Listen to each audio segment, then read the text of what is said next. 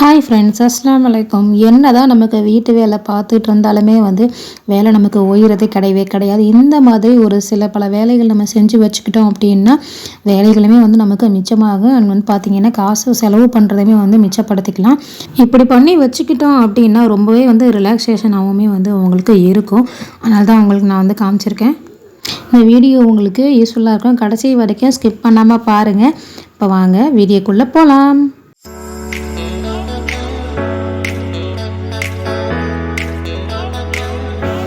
Hi friends, அஸ்ஸலாமு அலைக்கும். First நம்ம என்ன செய்ய போனால் ராகி மாவு தான் ரெடி பண்ண போகிறோம்.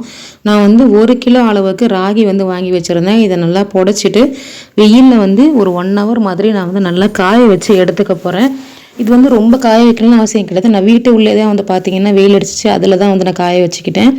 அதனால் இதை காய வச்சுட்டு நம்ம அரைச்சி எடுத்துக்கலாம். சைடில் பார்த்திங்கன்னா இது கூட கொஞ்சமாக புதினா, மல்லி வித் கருவேப்பிலை இதையுமே நான் காய வச்சு வச்சுருந்தேன். இப்போ 1 கிலோ ராகி மாவுக்கு 1/4 படி அளவுக்கு பார்த்திங்கன்னா நான் கார அரிசியுமே நான் இதில் சேர்த்துருக்கேன். சேர்த்துட்டு மிஷினில் கொடுத்து நான் நல்லா பவுடராக அரைச்சி எடுத்துகிட்டு வந்தேன். இது பார்த்திங்கன்னா ராகி கூழ் பண்ணுறதுக்கு, புட்டு பண்ணுறதுக்கு இது எல்லாத்துக்குமே ரொம்ப ஈஸியாக இருக்கும். இந்தமாதிரி அரைச்சி வச்சுட்டிங்கன்னா அதிகமாக காசு கொடுத்து கடையில் வாங்கவும் தேவையே இல்லை. 1/2 kg நீங்கள் வாங்குறீங்க அப்படின்னாலே ரேட்டு கூட தான் இருக்கும். இந்த மாதிரி நீங்கள் அரைச்சி வச்சுக்கிட்டிங்கன்னா உங்களுக்கு ரொம்பவே யூஸ்ஃபுல்லாக இருக்கும். கட்டாயம் இதில் ட்ரை பண்ணி பாருங்கள்.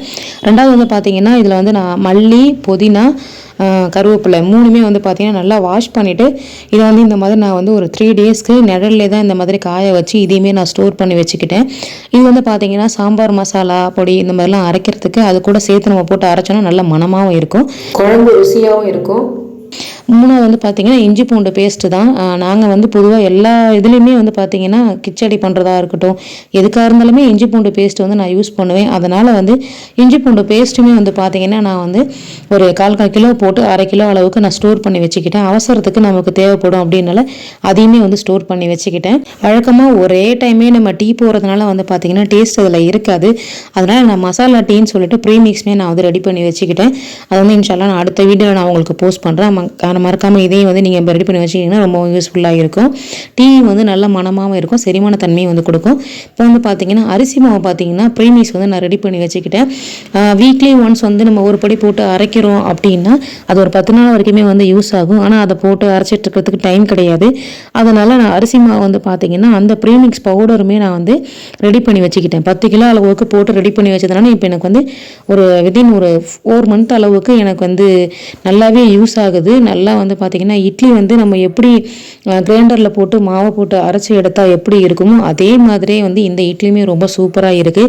நமக்கு டக்குன்னு பார்த்திங்கன்னா நாளைக்கு காலை நம்ம இட்லி சுடணும் அப்படின்னா முதல் நாள் நைட்டே ஊற வச்சுட்டிங்க அப்படின்னா நீங்கள் மறுநாள் இட்லிக்கும் ஊற்றிக்கலாம், தோசைக்கும் ஊற்றிக்கலாம். நல்லா சாஃப்டாக சூப்பராகவுமே இருந்துச்சு. இட்லிக்கு மாவுக்குமே பார்த்திங்கன்னா நான் ரெடி பண்ணி வச்சுக்கிட்டேன். இப்போ உங்களுக்கு பார்த்தாலே தெரியும்.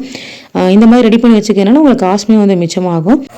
அதே மாதிரி ஸ்பைசஸ் தூள் எல்லாமே பார்த்திங்கன்னா நான் கடையில் வாங்க மாட்டேன். வீட்டிலே குடும்பம் வரைக்கும் நான் அரைச்சி வச்சுப்பேன்.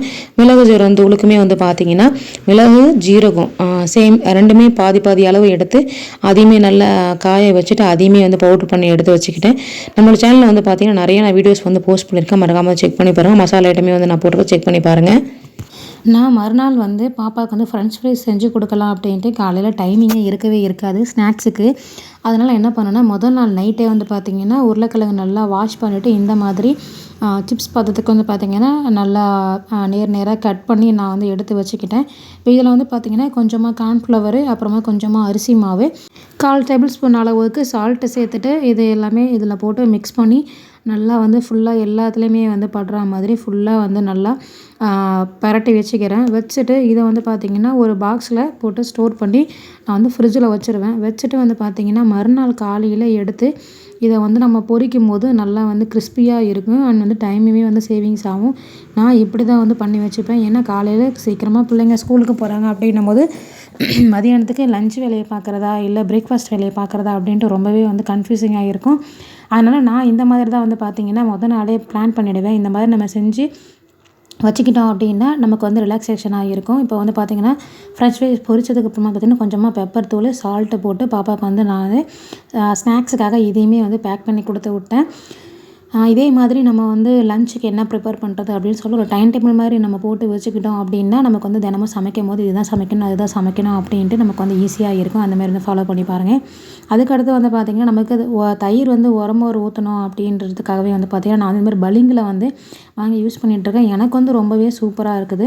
நீங்களும் வந்து இந்த மாதிரி ட்ரை பண்ணி பாருங்கள். இந்த மாதிரி பலிங்கு வாங்கிட்டு நம்ம வந்து நான் பால் வந்து நல்லா காய்ச்சி ஆற வச்சு வச்சுருந்தேன். அதையுமே ஊற்றிட்டு கொஞ்சமாக உரமோருமே அதில் ஊற்றிட்டு நல்லா மிக்ஸ் பண்ணிவிட்டு வச்சுட்டேன். இதில் வந்து பார்த்திங்கன்னா நல்லா கெட்டியாகவும் தயிர் இருக்குது. இன்னொன்று வந்து பார்த்திங்கன்னா நல்லா கெட்ட போகாமல் இருக்குது.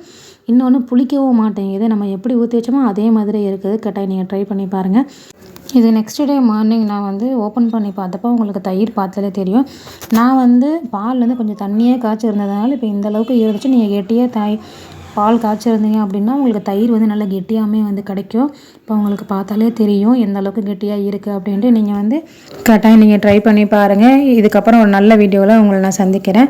இது பிடிச்சிட்டு இருந்தால் ஃப்ரெண்ட்ஸ் அண்ட் ஃபேமிலிக்கும் ஷேர் பண்ணுங்கள். மறக்காமல் சப்போர்ட் பண்ணுங்கள். தேங்க்ஸ் ஃபார் வாட்சிங்.